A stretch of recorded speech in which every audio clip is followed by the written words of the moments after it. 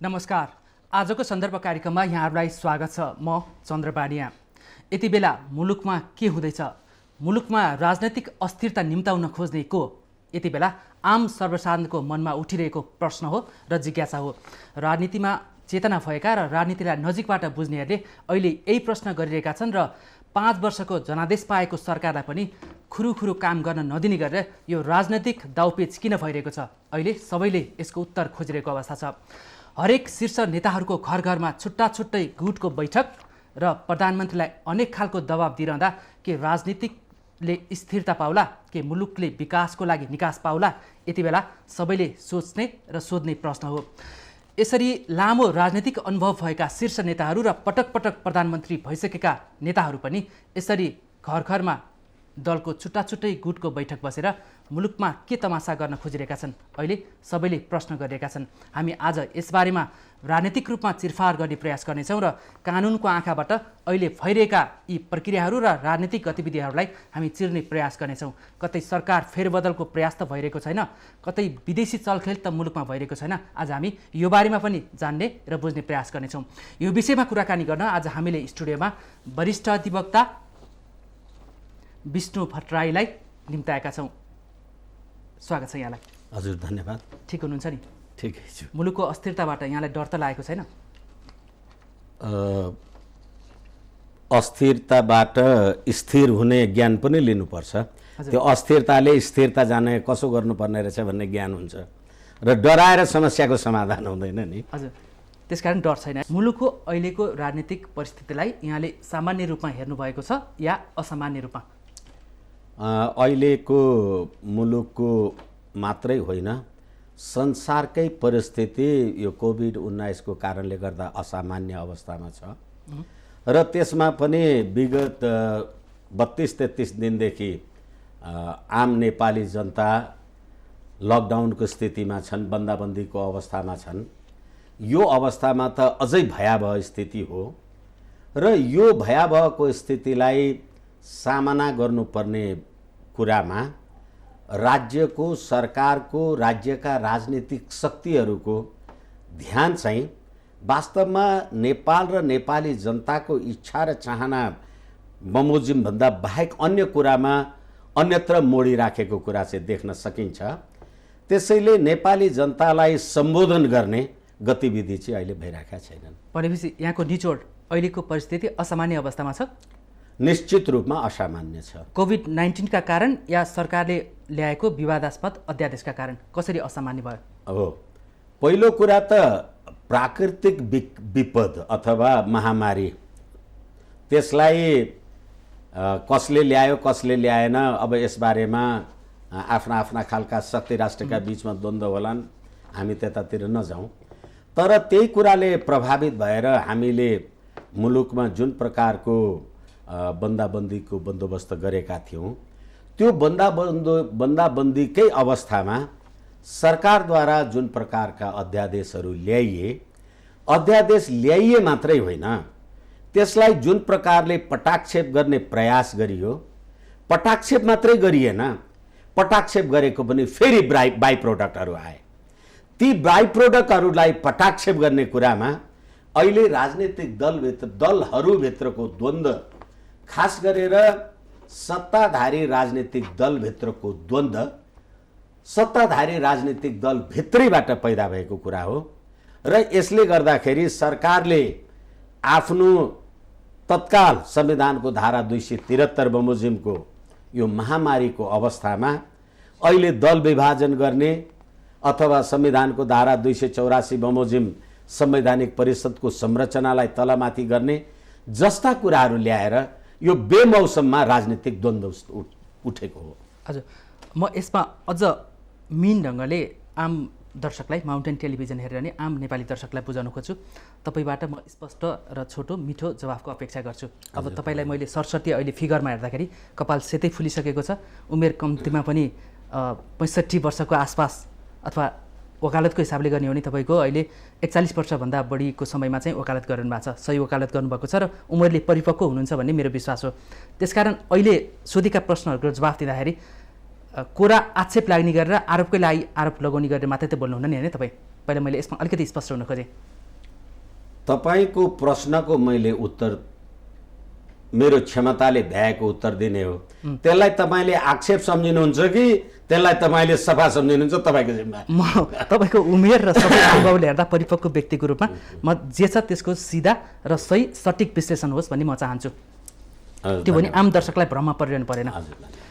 अब अहिले जुन भन्नुभयो तपाईँले कोभिड-19ले गर्दा पनि अस्थिरता आयो भन्नुभयो, त्यसमाथि अर्को विषय गर्दाखेरि सरकारले ल्याएको विवादास्पद अध्यादेश जो अहिले खारेज भइसकेको छ त्यसकै कारण पनि अहिले असामान्य स्थिति आयो र त्यसका केही बाई प्रडक्टहरू निस्के जसले झन् अस्थिरता निम्त्याउँदैछ भन्ने तपाईँको निष्कर्ष होइन?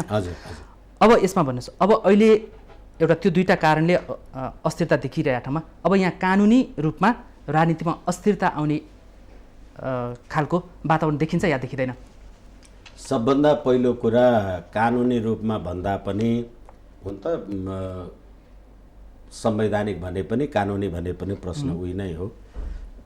हाम्रो संविधानको धारा 1ले के भन्छ भने यो संविधान नेपालको मूल कानुन हो भन्छ र म तपाईँलाई के भनौँ भने the constitution itself is a political document भन्छ। संविधान राज्य सञ्चालनको विधान हो। त्यो राज्य सञ्चालनको विधान गैर राजनीतिक र अराजनीतिक हुँदैन र संघीयता, गणतन्त्र र धर्मनिरपेक्ष लगायतको जे संविधान नेपाली जनताले 2072 सालमा 90% नेपाली जनताको सहभागितामा बनायौँ भनेको छ, त्यो डकुमेन्ट आफै पोलिटिकल डकुमेन्ट हो। यसकारणले गर्दाखेरि अहिले त्यही राज्य प्रणाली अन्तर्गत राज्य सत्तामा पुगेको जुनसुकै राजनीतिक दल होस्, अहिले नेकपाको सरकार छ, त्यसले गर्दाखेरि त्यो नेकपाको सरकारको टाइममा अहिले वास्तवमा संविधानले के संरचना गर्यो भने यो संविधानको सैद्धान्तिक अवधारणासँग असहमत राख्ने मान्छे हुँ। मैले धेरैचोटि हरेक फोरममा भनेको छु, तर संविधानलाई जस्ताको तस्तै मान्ने कुरा गर्दाखेरि पनि संविधानको धारा 284ले के भन्यो भने तपाईले संवैधानिक परिषदमा नियुक्ति आदि इत्यादि मनोनयन जे जति कुरा गर्नुपर्ने छ त्यसमा प्रमुख प्रतिपक्षी दललाई राख्नुस् भन्यो। त्यसमा संसदको सभामुखलाई सदस्य राखियो, त्यसमा संसदको उपसभामुख प्रमुख प्रतिपक्षी दलको। यो भन्नुको तात्पर्य के भने तपाईले भन्नुभएको छ छोटो उत्तरको अपेक्षा गर्छु, म त्यसलाई ध्यानमा राख्दै आवश्यक त कुरा फेरि राख्नु पर्यो, त्यसलाई ध्यानमा राख्दै आखिर संविधान निर्माण गर्दा बहुमत प्राप्त राजनीतिक दलले जेसुकै गरे हुन्थ्यो नि, किन प्रमुख प्रतिपक्षी दलको नेता राख्नु पर्यो होला, किन सभामुख राख्नु पर्यो होला भन्नुको अर्थ सरकार चलाउनु र राज्य चलाउनु फरक फरक कुरा हो। मन्त्री परिषदले सरकार चल्छ, तर राज्य चलाउनका लागि सबै संवैधानिक अङ्गहरू चल्नुपर्छ अनि राज्य चल्छ। त्यसै कारणले गर्दाखेरि संवैधानिक परिषदमा विपक्षीको बन्दोबस्त उपस्थितिलाई प्रतिनिधि सभाको सभामुखलाई राष्ट्रिय सभाको अध्यक्षलाई राख्नुको कारणले गर्दा राष्ट्रिय सहमतिबाट संवैधानिक नियुक्तिहरू हुन् भन्ने संविधानको अभिप्राय हो। त्यो अभिप्रायलाई छल्ने गतिविधि र फेरि संविधानको संशोधन, संविधानको धारा मलाई लाग्छ 274, त्यो संविधानको संशोधन 2/3बाट मात्रै गर्न सकिन्छ। अहिले सरकारले ल्याएको संवैधानिक परिषद सञ्चालन सम्बन्धी ऐनलाई तलमाथि गरेर 4 जनाको उपस्थिति हुनुपर्ने, प्रमुख प्रतिपक्षी दलको उपस्थिति हुनुपर्ने कुरालाई उनीहरू नभए पनि प्रधानमन्त्रीको अध्यक्षतामा बसेको कमिटीले गर्न सक्छ भन्ने हो नि त। त्यो त संवैधानिक परिषद भयो, त्यो सरकारी परिषद हो कि। त्यसैले सरकार अन्तर्गत संवैधानिक निकाय रहँदैन।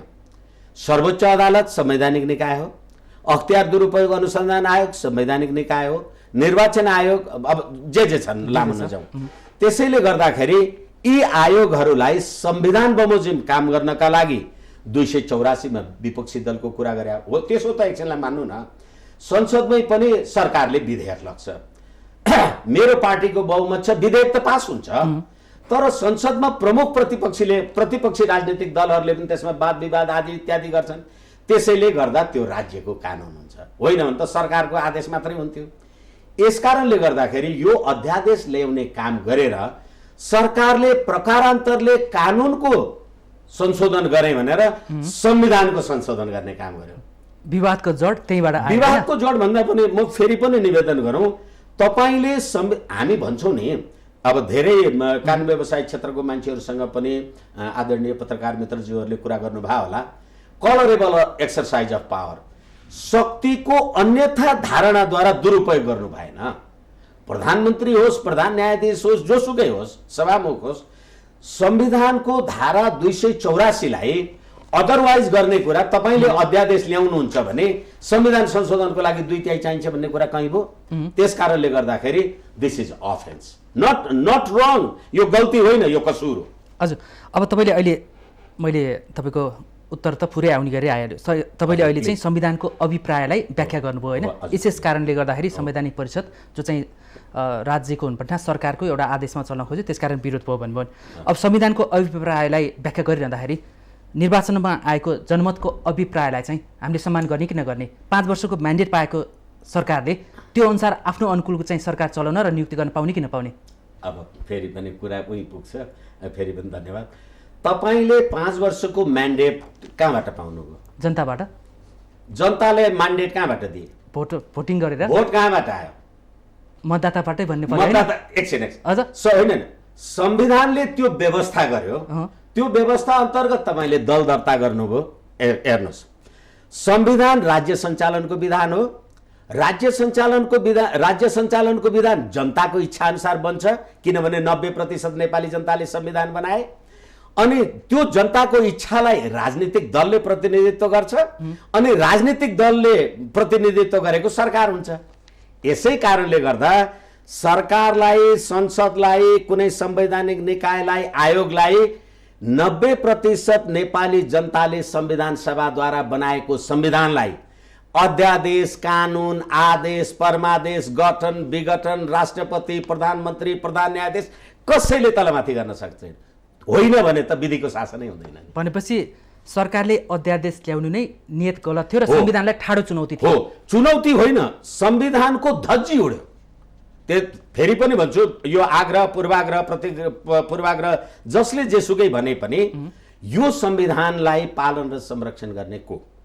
तपाईँ यो संविधान अन्तर्गत 5 वर्षका लागि धेरै मान्छेहरूले भन्नुहुन्छ, फेरि पनि क्षमा चाहौँ, अलिकति लामो कुरा हुन्छ कानुन व्याख्याको कुरा गर्दा, धेरै मान्छेहरूले भन्छन् 5 वर्षको लागि यो सरकारलाई म्यान्डेट दियो। होइन, नेकपालाई नेपाली जनताले यो संविधान बमोजिम 5 वर्ष काम गर्न दिएको। यो संविधानलाई उल्लङ्घन गरेर तपाईँ 5 वर्ष काम गर्न पाउनुहुन्न। सरकारलाई होइन, नेकपालाई। हो, नेकपालाई। किन नेकपाले नै बनाएको सरकार त हो। एकैछिन, नेकपा, अब फेरि नेकपाका धेरै साथीहरू संसदको चुनाव जित्नुभयो, संसदीय दलको सदस्य हुनुभयो। संसदीय दलका सदस्यहरू मध्ये उहाँहरूले छानेको एकजना कोही मानिस तपाईँ संसदीय दलको नेता हो भनेपछि त्यो व्यक्तिलाई चाहिँ राष्ट्रपतिले प्रधानमन्त्रीमा नियुक्ति गर्नुभयो। भनेपछि प्रधानमन्त्री कसको? संविधान त त्यो संसदीय दलको। त्यो संसदीय दल त्यो राजनीतिक पार्टीबाट, त्यो राजनीतिक पार्टीलाई भोट दिने ती जनता र त्यसको आधार र कारण चाहिँ संविधान। हजुर, अब मैले यस्ता कानुनी प्रश्न सोध्यो भने तपाईँको उत्तर लामो आउँछ, हामी 46-45 मिनटमा त्यो सबै जनताको जिज्ञासाको जवाफ दिन सक्दैन। अब म छोटो उत्तर आउने छोटा प्रश्न गर्छु।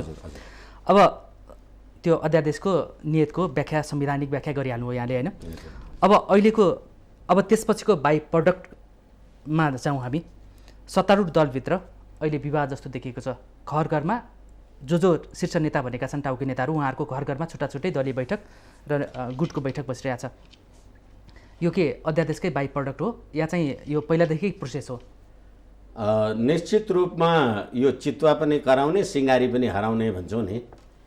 हो, चितुवा पनि कराउने, सिङ्गारी पनि हराउने, यो अहिले बाई प्रडक्टको रूपमा देखियो।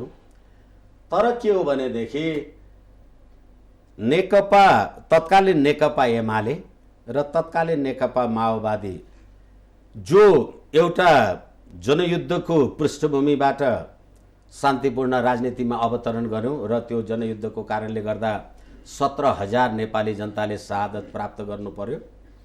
र अर्को नेकपा एमाले, ऊ चाहिँ 47 सालको संविधानदेखि सबै संवैधानिक अभ्यासहरूमा संलग्न हुँदै आएको शक्ति हो। एउटा द्वन्द्वबाट स्थापित भएको, अर्को राजनीतिको निरन्तर प्रक्रियाबाट स्थापित भएको।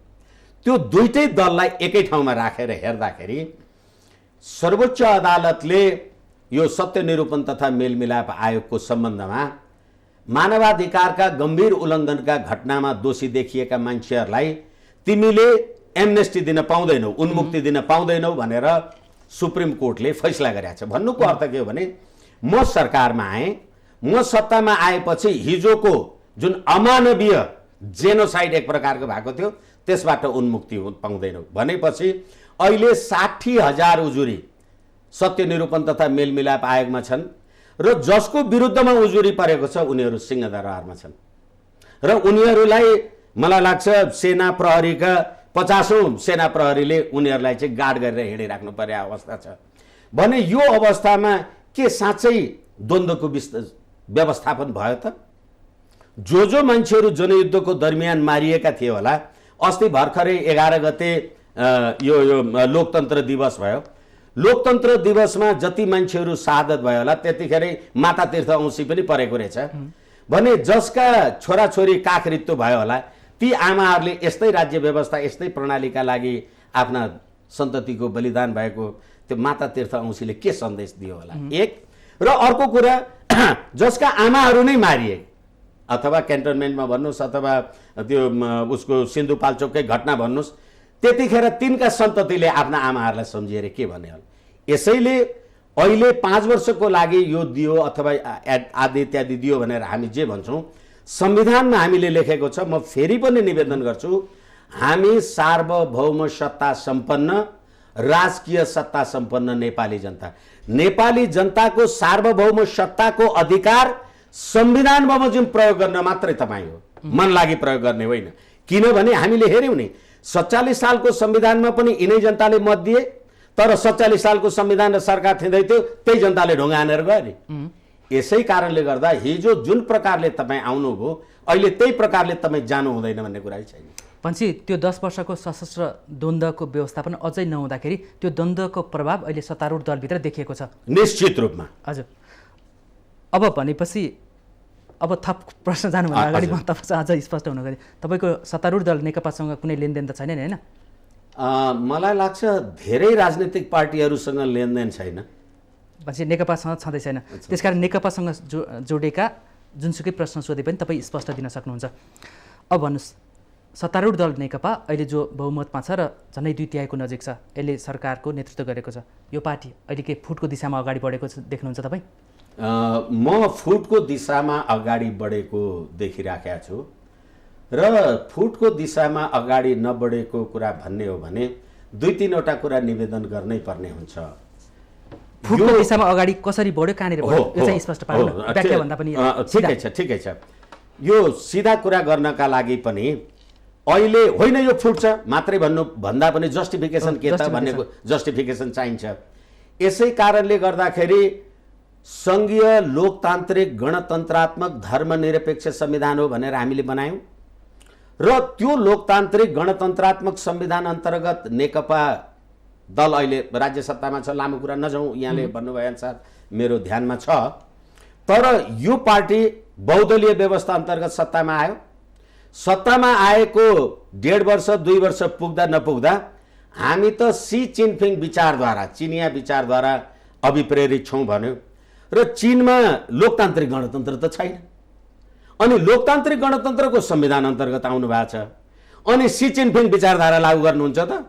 अब हेर्नुहोस्, सी चिनफिङ विचारधारा लागू गर्नुभयो कि भएन भन्दा यो जुन अध्यादेश आयो, सी चिनफिङले कुनै एउटा ऐन कानुन अथवा यस्तै खालका आदेश अध्यादेश परमादेश गर्नु भने आफ्नो पार्टीको सचिवालय अथवा आफ्नो पार्टीको पोलिट ब्युरोमा नराखी ल्याउन सक्नुहुन्छ?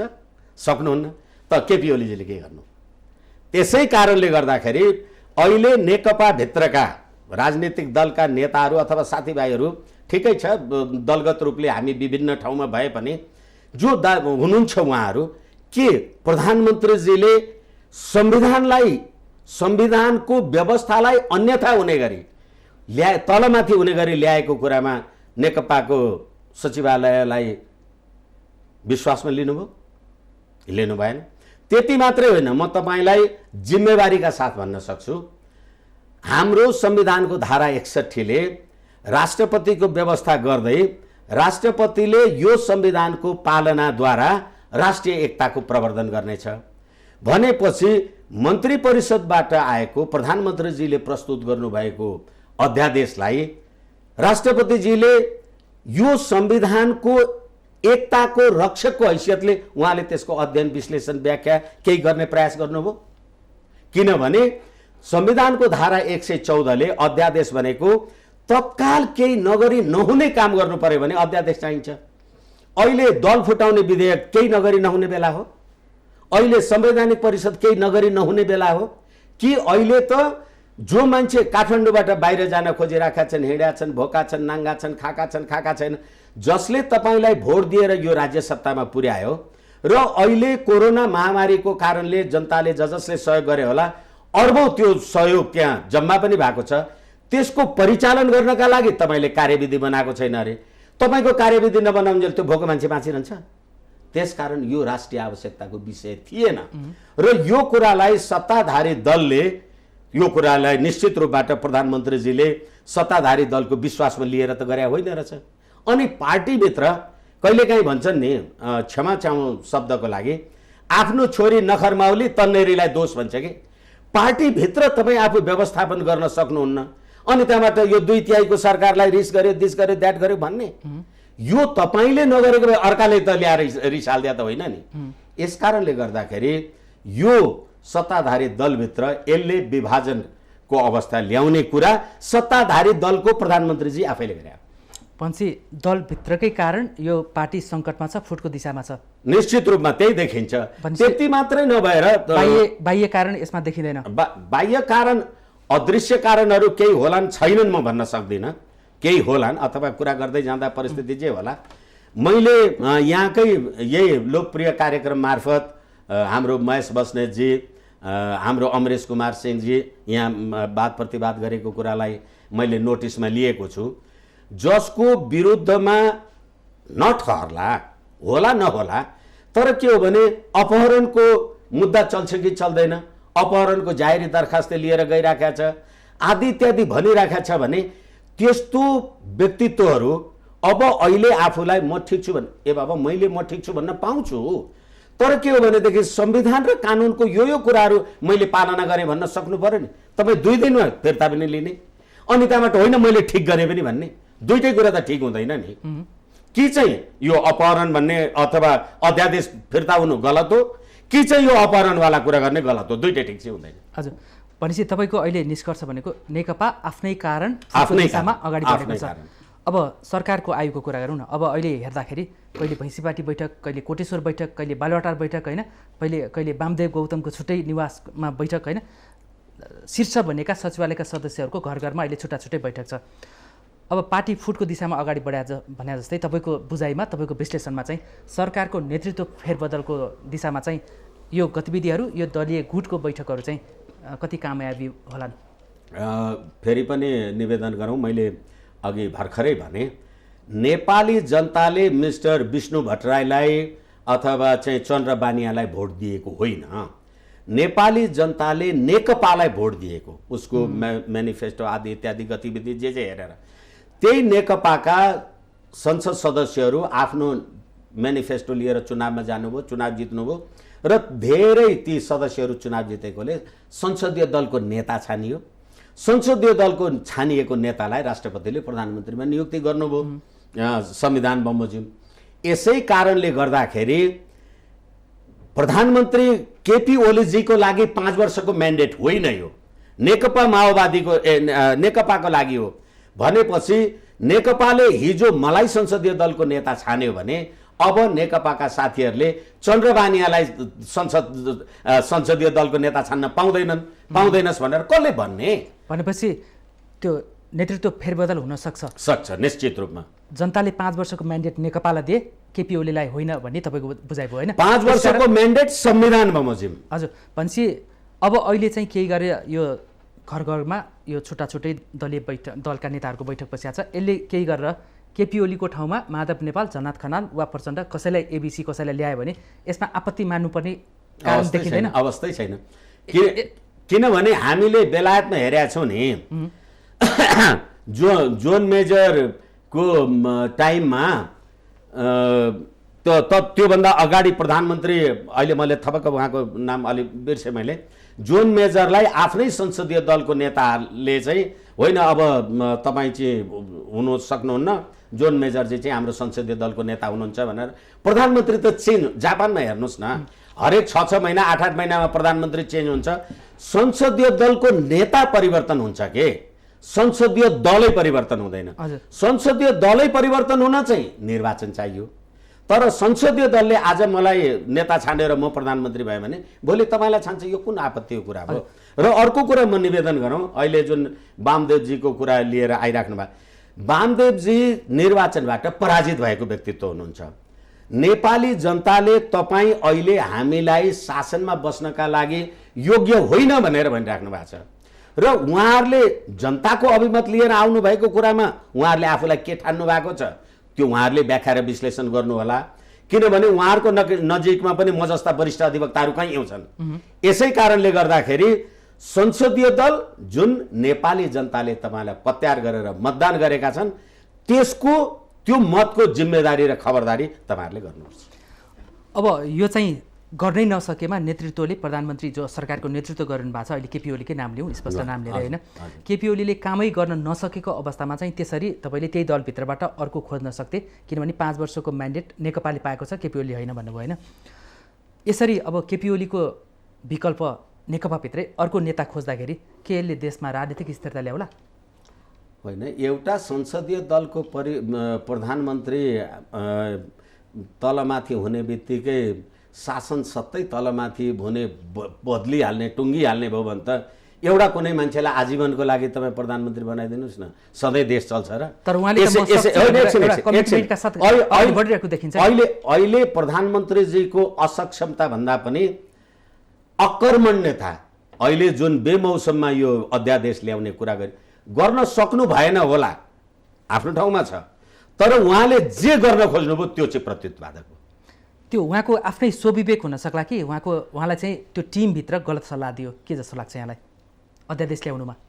तर टिमभित्रमा गलत सल्लाह कसैले दिए पनि नि मैले विष खाएँ भने तपाईँ मर्नुहुन्न नि, त्यो कुरा त प्रधानमन्त्रीजी आफूले जान्नुपर्छ, आफूले थाहा पाउनुपर्छ।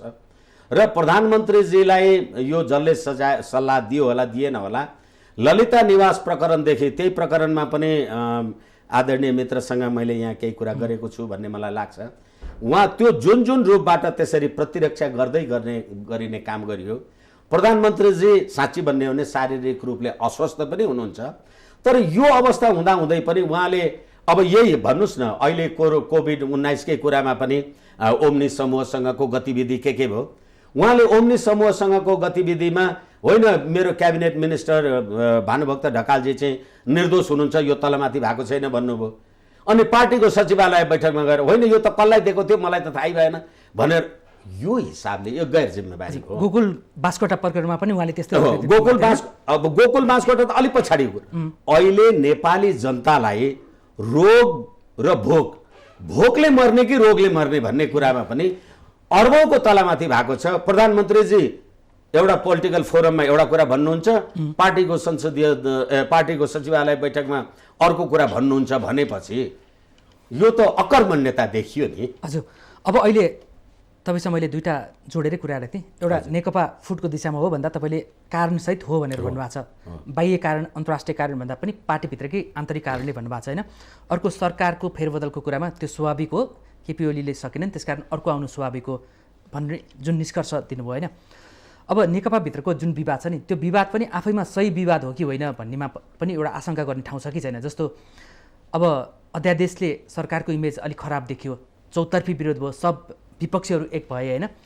कतै सांसद अपहरणको आरोप सत्तापक्षकै प्रधानमन्त्री निकटका सांसदलाई लागिसकेपछि त्यो अध्यादेशबाट बाई प्रोडक्ट जुन समस्याहरू, जटिल समस्याहरू र कानुनी एउटा गम्भीर आरोप सरकारमाथि लाग्यो, त्यसबाट बस्न पनि नेकपाले चाहिँ एउटा यो रणनीति अगाडि सारेको हुन सक्ला या नसक्ला? तर पनि एउटा कुरा के भने, हामीले विधिको शासनको कुरा गऱ्यौँ, फेरि पनि भनौँ म 90% नेपाली जनताले संविधान बनाए भन्यौँ र अहिले फौजदारी कसुर लागेको छ, अभियोग लागेको छ भने मन्त्री, प्रधानमन्त्री, प्रधान न्यायाधीश अथवा संसद सदस्य जुनसुकै संवैधानिक आयोग निकायको मान्छेलाई उनीहरूले संविधान मान्नुपर्छ कि पर्दैन? र संविधान र कानुनको पालना त जो जति जिम्मेवारीमा छ उसले त्यति धेरै गर्नुपर्छ। अहिले अब गोकुल बाँसकोटाजीवाला प्रकरण जोडियो, अहिले यो सरकारको पालेमा मैले त आम सञ्चारमा भन्ने गरेको छु, कहिलेकाहीँ त सरकारको समर्थनमा पनि केही भन्न पाइयोस् जस्तो लाग्छ कि मलाई आफै व्यक्तिगत रूपले। हामी पनि त्यही अपेक्षा गरेका थियौँ। कपाल फुलिसकेको वरिष्ठ भन्न पाइयोस्, सरकारले एउटा राम्रो काम गरेछ, त्यसकारण यसको विकल्प नखोज, मुलुकमा राजनीतिक अस्थिरता आउने काम नगर भनेर केही सुझाव कमसेकम त्यसो भन्न पाइए हुन्थ्यो भन्ने लाग्छ।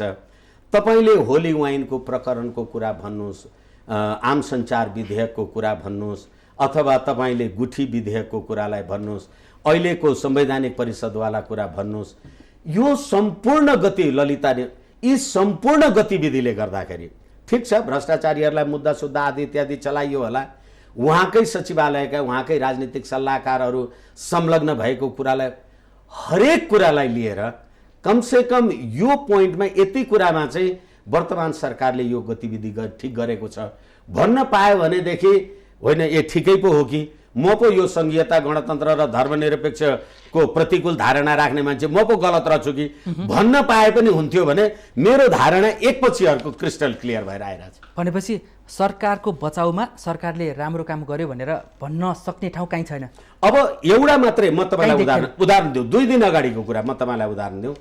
जनकपुरबाट यो अहिले जुन परीक्षण गर्न पठाएको किटहरू छन् कोरोना गर्नलाई आदि इत्यादि, अब यो प्राविधिक कुरा स्वास्थ्य क्षेत्रको कुरा त्यति हामीलाई नहोला, तर के हो भनेदेखि त्यो मेसिनले एकछिनमा नेगेटिभ देखाउँछ, एकछिनमा पोजिटिभ देखाउँछ। काम लागेन भनेर त्यहाँको ल्याबको प्रमुख मान्छेले त्यो सामानले काम गर्दैन भनेर उहाँले त्यो काम कारबाही गर्न बन्द भयो। स्वास्थ्य उपकरण खरिदमा तलमाथि भयो है, कमसल सामग्री आयो, विश्व स्वास्थ्य सङ्गठनको स्ट्यान्डर्ड बमोजिमको छैन भनेर फेरि ओम्नीसँगको सम्झौता रद्द पनि गर्यो भने फेरि प्रकारान्तरले काम कारबाही गर्नका लागि ए बाबा यो गर्नुको के अर्थ छ? यसै कारणले गर्दा होला मैले गल्ती गर्न सक्छु होला, अथवा चाहिँ तपाईँले गल्ती गर्न सक्नुहुन्छ होला, त्यो मेसिनले त्यो किडले त गल्ती गर्दैन होला नि यदि त्यो ठिक थियो भने। हजुर, यस कारणले गर्दाखेरि यो अवस्थामा पनि यस्तो खालको कुरा गर्नुपर्दा वास्तवमा पीडा हुन्छ कि। हजुर, अब अलिकति यो सरकारसँगै जोडेको कुरामा जस्तो नेकपाभित्रै नेकपाकै कारण यो सरकार फेरिन सक्ने अथवा पार्टी फुट्न सक्ने भनेर जुन तपाईँले इङ्गित गरिरहनु भएको छ, यो अवस्था आउनुमा भारतको रोल, युरोपियन युनियनको रोल या पूर्व राजा ज्ञानेन्द्र शाहको रोल चाहिँ यो बिचमा मिसिएको हुनसक्छ कि नसक्ला? म अहिले पूर्व राजाको त्यस्तो रोल अथवा त्यस्तो रोल अदा गर्न सक्ने अथवा त्यस्तो कुनै क्रियाशीलता मेरो जानकारीमा छैन, तर यसले एउटा कुरा चाहिँ नेकपाभित्र गरेको हुनुपर्छ। बिआरआईको जब प्रश्न उठ्यो, बेल्ट रोड इनिसिएटिभवाला चाइनिज जे अवधारणाको कुरा उठ्यो, त्यसको चर्को द्वन्द्व र विवाद नेकपाभित्रै भयो। अनि एमसिसीवाला जे कुरा उठ्यो, इन्डो पेसिफिक स्ट्राटेजीको कुरा उठ्यो, त्यसमा पनि त्यसलाई पारित गर्ने र नगर्ने त्यहीभित्र कुरा उठ्यो, द्वन्द्व उठ्यो। र अग्नि सापकोटाजी अहिले जो सम्मान्य सभामुख हुनुहुन्छ, उहाँलाई ल्याउन र नल्याउनमा सुभाष नेवाङजीलाई ल्याएर यो 62-63 को आन्दोलनमा त्यतिखेर सभामुख भएको मान्छेलाई ल्याएर एमसिसी पास गर्न सजिलो कि उहाँलाई ल्याएर सजिलो, त्यहाँ पनि द्वन्द्व उठ्यो। र अहिले फेरि यति कुरा हुँदाहुँदै पनि चीन पनि, भारत पनि र अमेरिकाले पनि यो कोरोना महामारी व्यवस्थापनको लागि सामग्रीहरू दिए भन्ने कुरा हामी सार्वजनिक रूपमा हेरिरहेका छौँ। संसारमा सबैभन्दा धेरै मानिस कोरोनाको कारणले गर्दा अमेरिकामा मरिरहेका छन्। संसारमा कोभिड-19 को उद्गम बिन्दु नै चीनको वुहान हो भनेको छ भने यसमा यी सबै कुराले खेल खेलेको हुन सक्छ, यसलाई इन्कार गर्न सकिँदैन। हजुर, अब यो प्रसङ्ग त्यहीँ छोडेर म अब अर्को प्रकरणमा प्रवेश गर्छु। वरिष्ठ अधिवक्ता विष्णु भट्टराईज्यू, अब अध्यादेशको अर्को बाई प्रडक्टको कुरा गर्दाखेरि सांसद अपहरणको प्रसङ्ग पनि यो चर्चित छ अहिले होइन, जसले चाहिँ नेकपालाई र सरकारलाई अहिले गलाइरहेको छ। अब सरकारी वकिलको कार्यालयमा यो बारेमा मुद्दा दर्ता गर्ने कि नगर्ने भनेर पक्ष विपक्षमा झगडा भइरहेको अवस्था देखिन्छ भने प्रहरी कार्यालयमा मुद्दा दर्ता गर्न गयो तर मुद्दा दर्ता नभएको अवस्था छ। यो मुद्दा दर्ता हुने घटना हो या होइन? निश्चित रूपमा कानुनको के व्यवस्था छ भने अदालतमा अथवा कुनै पनि निकायमा तपाईँले कुनै कुराको उजुरी केही माग लिएर जानुभयो भने कि यति कारणले तिम्रो माग सम्बोधन हुन्छ भनेर दर्ता गर्नुपर्छ कि यति कारणले तिम्रो यो मुद्दा दर्ता हुँदैन भनेर फिर्ता गर्नुपर्छ कारण सहित। यसै कारणले गर्दाखेरि अहिले सांसद अपहरणको प्रश्नमा सत्ताधारी दलको सरकार पक्षीय, म भन्दैछु है, सत्ताधारी दलको सरकार पक्षीय मान्छेहरू महेश बस्नेतजीहरूको नाम चाहिँ यसमा मुछिएर आएको छ भनेपछि कसैको पद प्रतिष्ठा हैसियतलाई हेरेर तपाईँले निवेदन दर्ता नगर्ने हो होइन भनेदेखि त सत्तामा बसेको मान्छेले त जे गरे पनि भयो नि। यदि हिजै हामी त्यही कृष्णबहादुर महराजीको कुरालाई हेरौँ न, जाहेरी दरखास्तै नपरे पनि त पुलिसले पक्रेर कारबाही त गर्यो। यसै कारणले गर्दाखेरि हाम्रो मुलुकी फौजदारी कार्यविधि संहिता 2074 को दफा 4 ले र अपराध गरेको कुरा कसैले जाहेरी दरखास्त गरेन, मैले मान्छे मारे र कसैले जाहेरी दरखास्त गरेन भने पुलिसले मलाई छोड्ने। यसै कारणले फौजदारी कसुर नेपाल प्रहरीको जानकारीमा आउने बित्तिकै त्यसलाई चाहिँ दर्ता गरेर राख्नुपर्छ, त्यसको विवरण राख्नुपर्छ र कानुनको पालना तपाईले पदीय हैसियतले कानुनको पालना गर्ने र नगर्ने कुरा गर्नुभयो भने यो नेपाल प्रहरीको यो भन्दा बढी गैर जिम्मेवारी कामै हुँदैन। तिमी अनुसन्धान गर न, कसुरदार नठहर्न सक्छ, मुद्दा चल्छ नठहर्न सकिन्छ। त्यसो त कयौं मान्छेहरूलाई कर्तव्य ज्ञान मुद्दा चलाएको छ, हामी वकिल हुन्छौँ बहस गर्छौँ, के सबै मान्छे अपराधी नै हुन्छ र? भनेपछि यो मुद्दा दर्ता हुनैपर्ने स्थिति मुद्दा दर्ता हुनैपर्ने मात्रै होइन, यसमा सिङ्गो देशको प्रहरी प्रशासनको नालायकीपन हो। तिमी जाहेरी दरखास्तै नलिने। हजुर, यो जाहेरी दरखास्त चाहिँ कहाँ हुन सक्छ? जस्तो अस्ति त उनीहरू फेरि पनि एउटा टेकुमा गए हैन, उनीहरूले टेकुमा नभएपछि अहिले यहाँले भनेको कुरा मैले बुझेँ, वकिलको कार्यालयमा गए। हो, मैले बुझेँ। यस्ता प्रकृतिका घटनाहरूमा चाहिँ उजुरी गर्न पर्यो भने कहाँ चाहिँ उजुरी हो? अब एकैछिन त्यही पनि फेरि मैले त्यही 74 को दफा 4 को उपदफा 10 प्रहरीले फौजदारी कसुरको निवेदन दर्ता गर्ने र त्यो दर्ता गरेपछि जसको कार्यक्षेत्रभित्र पर्छ त्यसै कहाँ पठाउने। त सप्तरीमा अथवा सिरामा सर्लाहीमा कुनै के गर्नु एकछिनलाई मान्नुस् न, म र एउटा काठमाडौँमा बस्ने साथी हामी झापा गयौँ, मैले झापामा उसलाई मारिदिएर म काठमाडौँ आएन, अब मलाई ज्यान मारामा काठमाडौँमा पक्रिने कि नपक्रिने? तपाईँले न्युज 24 को लामिछानेजीलाई भरतपुरमा मुद्दा जाहेरी दरखास्त पर्दा काठमाडौँ पक्रिनु भयो कि भएन? यो के गरिराख्या, यो गाई जात्रा किन गरे नेपाल प्रहरीले? यसै कारणले गर्दाखेरि यो सत्ताको पछाडि लागेर जे कुरा गरिराखिएको छ, सत्ता सधैँ दीर्घ हुँदैन। हजुर, पछि राज्य सत्ताको प्रभावमा प्रहरी निष्क्रिय रह्यो भने यहाँको निष्कर्ष? निष्क्रिय रह्यो होइन कि उनले आफ्नो कर्तव्यको पालन गरेन। अब यही प्रसङ्गमै डाक्टर सुरेन्द्र यादवको अपहरण प्रकरण बाहिर आछ, उहाँको अडियो पनि आछ, भिडियो पनि आछ होइन। तपाईँलाई एउटा 65 वर्षको कपाल फुलिसकेको वरिष्ठ अधिवक्ता जसले 41 वर्षसम्म सरकारी वकिलको कार्यालयदेखि लिएर हरेक अदालतहरूमा सर्वोच्च अदालतमा बहस गर्दै आउनु भएको छ होइन। डाक्टर सुरेन्द्र कुमार यादव जो पूर्व स्वास्थ्य राज्य मन्त्री पनि हुनुहुन्छ, जननिर्वाचित, उहाँ प्रत्यक्ष निर्वाचित सांसद पनि हुनुहुन्छ, एउटा पार्टीको जिम्मेवार नेता, उमेरले पनि परिपक्व मान्छे, उहाँ के साँच्चैकै अपहरणमै परेको जस्तो लाग्छ तपाईँलाई?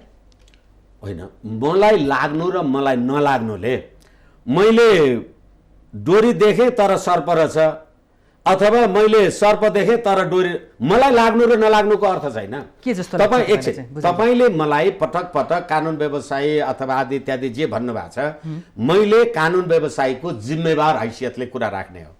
यसै कारणले गर्दा मुलुकको प्रचलित कानुनलाई परिपालना गर्ने, कानुन र संविधानको शपथ ग्रहण गरेको मन्त्री, प्रधानमन्त्री, माननीय प्रहरी प्रमुख, सभासद, सांसद जो हुन्, उनीहरूले कानुनको पालना गर्नुपर्ने कुरामा कानुनको धज्जी उडाएर अपराध गरेका छन्। मलाई लाग्नु नलाग्नुको प्रश्नै छैन। ल, उसले यो डाक्टर सुरेन्द्र यादवलाई अपहरण भयो भनेर जुन हल्ली अहिले भइरहेछ, यो हल्ला मात्रै हो कि साँच्चैकै हो?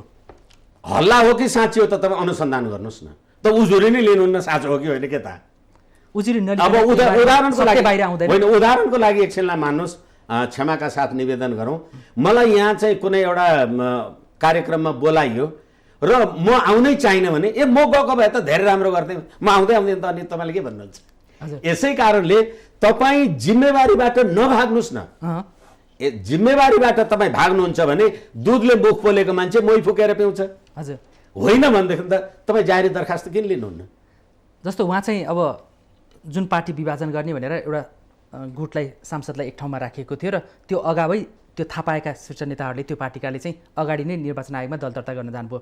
कतै चाहिँ त्यो नभ्याउने स्थिति आइसके सुरुमा सहमतिमै आउनुभयो, पछि नभ्याउने स्थितिमा आइसकेपछि चाहिँ उहाँले चाहिँ पार्टीको कारबाहीबाट बस्नको लागि मलाई अपहरण गरियो भनेर यो नाटक मञ्चन गरेको हुनसक्छ कि सक्दैन? होइन, त्यसैले मैले भने नि सम्भावनाको कुरालाई यो चिज सम्भावना हुनै सक्दैन भनेर भन्न सकिँदैन। सधैँ हिँडिराखेको दैलामा पनि त कहिलेकाहीँ ठेस लाग्छ नि। त्यो खुट्टा भाँच्ने कि ठेलो फुटाउने भन्नुहोस् त, बचेर हिँड्ने न हो। यसै कारणले गर्दाखेरि तपाईँले जाहेरी दरखास्त दर्ता गर्नुभएको भए पो उसले बहाना गरेका थियो कि साँच्चै कुरा थियो कि छानबिन हुन्थ्यो। तपाईँ जाहेरी दरखास्तै दर्ता गर्नुहुन्न, छानबिनै गर्न दिनुहुन्न। अनि त्यो सुरेन्द्र यादवले बदमासी गरेको थियो कि विष्णु भट्टराईले बदमासी गरेको थियो के थाहा हुन्छ? छानबिन गर्नका लागि जाहेरी दरखास्त दर्ता गर्नुहोस्। अब मैले अघिदेखि पटक पटक भनिरहेको छु तपाईँको वकालतको पेसा लामो छ होइन? म अझ पनि आम दर्शकलाई स्पष्ट पार्न खोजिरहेको छु वरिष्ठ अधिवक्ता विष्णु भट्टराईबाट। हजुर प्लिज। डाक्टर सुरेन्द्र यादव र उहाँसँग सम्बद्ध दलहरूले एउटा कमजोर आवाजलाई चाहिँ उच्च स्वरले चाहिँ बोलिरहेर असत्यलाई सत्य बनाउन खोजेको र सरकारमाथि सङ्गीन आरोप लगाउन खोजेको यो नाटकको एउटा मञ्चन हुन्छ जस्तो लाग्छ लाग्दैन? अझ पनि मैले फेरि दोहोऱ्याएर सोधेँ। होइन, त्यसैले politics is a game of possibilities. राजनीति सम्भावनाको खेल हो, जे पनि हुनसक्छ। 62-63 को आन्दोलनमा त्यतिखेरको राज्य सत्तालाई तलमाथि गर्नका लागि यहाँ लगन खेलमा जुलुस छ भनेदेखि उहाँ सुकेधारामा ठुलो जुलुस आयो भने पुलिस जति सबै उता जान्थे अनि यहाँनिर तल तोडफोड हुन्थ्यो नि। भन्नुको तात्पर्य सम्भावना जे पनि हुन सक्छन्। तर के हो भने दल दर्ता गर्न जानुभयो, दल दर्ता गर्न जानु भएन, त्यो कानुनले मिल्छ त्यो कानुनले मिल्दैन हेर्ने कुरा आफ्ना ठाउँमा छन्। तर त्यसको सत्य निरूपण गर्नका लागि छानबिन गर्ने निकाय नै किन हच्किराखेको छ? प्रश्न त्यहाँ पो छ त। त्यो निकायले गरे ठिक छ, मैले गलत कुराको सूचना दिएको रहेछु भनेदेखि मलाई चाहिँ गलत कुराको सूचना दिएको कुराले मलाई तपाईँ चार्ज गर्नुहोस् न। तर जब सूचना नै तपाईँले रेकर्ड गर्नुहुन्न कसलाई भन्नु? हजुर, अब तपाईँलाई त लाग्ला नि मिडियामा धेरैले यो विषयमा स्पष्ट हुनलाई मलाई पछि अन्तर्वार्तामा बोलाउन सक्छन्, त्यसकारण मैले यसमा चाहिँ स्पष्ट बुझ्नुपर्छ भनेर जो आरोप लगाउने पक्षसँग पनि कुरा गर्नुभयो होला। डाक्टर सुरेन्द्र यादवसँग तपाईँले यो विषयमा केही कुराकानी गर्नुभयो? मैले सुरेन्द्र यादवजीसँग पर्सनल्ली यसरी कुरा गरेको छैन। तर मैले के भनिराखेको छु भनेदेखि यो अहिले मैले जस्तो हाम्रो तत्कालीन सभामुखजी कृष्णबहादुर महराजीको कुरालाई मैले निवेदन गरेँ, मुद्दा चलेर पनि सफाइ पाउनुभयो नि भने अहिले त जो साथीहरू ठिक छ हामी विधिको शासन यत्रो 2/3 नजिकको हाम्रो यो सर्वहाराको अधिनायकवादको सरकार हामीले त यत्रो विधि पद्धतिका कुरा गरेका छौँ भनेको छ भने ती सबै मान्छेहरूले राज्य सत्ताले त र फेरि के हो भने मानव बेचबिखन जुनसुकै अपराध गर्नलाई दुरुत्साहन कसले गर्यो? यदि यो होइन प्रधानमन्त्रीजीले महेश बस्नेतजीलाई नभनिकन उहाँ एक्लै उहाँ जानुभएको हो। राज्यको दुरुपयोग भयो हो। यसै कारणले गर्दाखेरि अब को प्रधानमन्त्री छ को पदमा छ भनेर हेर्ने कुरा होइन नि। तपाईँ पनि यसमा चाहिँ के जोरदार रूपमा जस्तो जोरदार रूपमा जनता समाजवादी पार्टीले जे भनिरहेछ र काङ्ग्रेस विपक्षी दल यसको छानबिन हुनुपर्छ भन्नेमा हो तपाईँ? म यिनीहरू कसैको पक्षमा छैन। नेपालको संविधानले दिएको कानुनको अगाडि इक्वल प्रोटेक्सन अफ ल, हामी विधिको शासनमा विश्वास गर्छौँ भने कसैको पद प्रतिष्ठा र मर्यादाको कुरालाई डिस्पाइट अफ द्याट त्यो कुरालाई छोडेर उजुरी दरखास्तहरू आएका छन् भने दर्ता गर्नुहोस् र बेनिफिट अफ डाउटफुलनेस हरेक उसलाई हुन्छ, तपाईँ छानबिन गर्नुहोस्, शङ्काको सुविधा प्राप्त हुन्छ। अनि तर राज्य सत्ताले छानबिनै गरेन भने त अघि मैले भने न दुधले मुख पोलेको मान्छे मोही फुकेर पिउँछ, होइन यसले कसुर गरेको थियो र त दर्ता गरेनन्। अहिले त म सरकारलाई के रिक्वेस्ट गर्न चाहन्छु भने यो छानबिन गर्नलाई दिनुहोस्, कारबाही गर्न दिनुहोस्। तपाईँ खरो निस्किनुभयो भने विरोधीहरू त आफै स्वाहा भएर गइहाल्छन् नि। हामी समयको अन्तिममा एकदमै छोटो उत्तरको अपेक्षा गरेँ। अब यो सबै परिदृश्यले हामीले जुन जुन बुदागत रूपमा छलफल गऱ्यौँ विषयगत रूपमा, यो सबैले राजनीतिक अस्थिरता मुलुकमा आइरहेको छ भन्ने कुरा जगजाहेर भयो होइन। यसरी मुलुकमा चाहिँ बहुमतको सरकार हुँदै पनि राजनीतिक अस्थिरता निम्ताउन खोज्ने चाहिँ को रहेछ त? अब हामी 2-3वटा कुरा भन्न सक्छौँ। यो अहिले प्रधानमन्त्रीजीले ल्याउनु भएको अध्यादेश नै यसको कारक एउटा कुरा देखियो। को रहेछ भन्नेमा होइन, त्यही त अध्यादेश नै कारक देखियो भने त प्रधानमन्त्री र राष्ट्रपतिजी दुइटै हुन्। अनि अर्को कुरा चाहिँ के हो भने राजनीतिको अपराधीकरण, अपराधीको राजनीतिकरण। 60,000 जसलाई चाहिँ यो 17,000 मान्छे मारेको बारेमा 60,000 उजुरी परेका छन्। यी सबै अहिले जति प्रमुख प्रतिपक्षी दल भन्नुहोस्, अहिले सत्ताधारी दल भन्नुहोस्, अथवा अस्ति नेपाली काङ्ग्रेसको संयोजनमा अरू बसेका दलहरू, ती सबै दलका कुनै न कुनै मान्छेको विरुद्धमा चाहिँ सत्यनिरूपण मेलमिलाप आयोगमा उजुरी छ। तर जसलाई अपराधी हो भनेर चाहिँ सत्यनिरूपण आयोगमा जाहेरी दरखास्त परिराखेको छ, उनीहरूलाई सलाम गरेर यो देशको राज्य प्रशासन बस्छ भनेदेखि राजनीतिको अपराधीकरण, अपराधीको राजनीतिकरण गरेको कारणले यो अस्थिरता आएको। हस्, एकदमै महत्त्वपूर्ण समय र विचारको लागि यहाँलाई धेरै धेरै धन्यवाद। ठिकै छ। A ballot is more powerful than a bullet भने जस्तो एउटा बन्दुकको गोलीभन्दा पनि एउटा बोली चाहिँ धेरै महत्त्वपूर्ण हुन्छ अरे। तपाईँले यहाँ आएर मेरा आवाजहरूलाई राख्ने जुन अवसर दिनुभयो, तपाईँ लगायत माउन्टेन टेलिभिजनलाई बहुत बहुत धन्यवाद, आभार व्यक्त गर्छु। धन्यवाद। हस्, फेरि धन्यवाद। हस्। आदरणीय दर्शकवृन्द, आजको सन्दर्भमा आज हामीले अहिले नेताहरू छुट्टा छुट्टै घर घरमा गुटको बैठक बसिरहँदा र मुलुकमा राजनीतिक अस्थिरता निम्त्याउने खालको गतिविधि भइरहँदा मुलुकमा राजनीतिक अस्थिरता निम्त्याउने को भन्ने सन्दर्भमा आज हामीले जान्ने र बुझ्ने अनि चिरफार गर्ने प्रयास गऱ्यौँ र यो विषयमा आज हामीले वरिष्ठ अधिवक्ता विष्णु भट्टराईसँग जान्ने प्रयास गऱ्यौँ। यिनै छलफलका साथ आजको सन्दर्भको निर्धारित समय सकिएको छ। आजको श्रृङ्खलाबाट म चन्द्र बानिया बिदा हुन्छु। सत्य, तथ्य र निष्पक्ष समाचारको लागि माउन्टेन टेलिभिजन हेर्दै रहनुहोला। नमस्कार।